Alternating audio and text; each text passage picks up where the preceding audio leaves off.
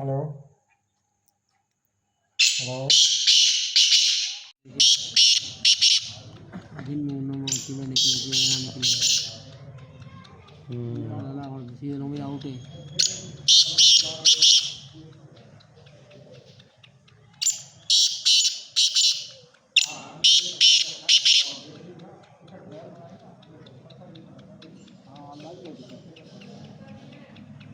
आज जी लगता है रिविशन कौन सा तो आज रीना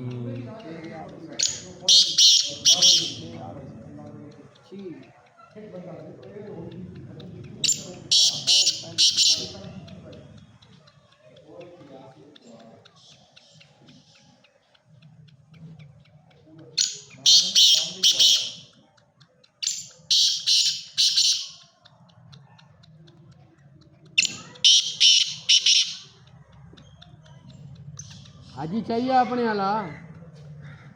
चाहिए अपने वाला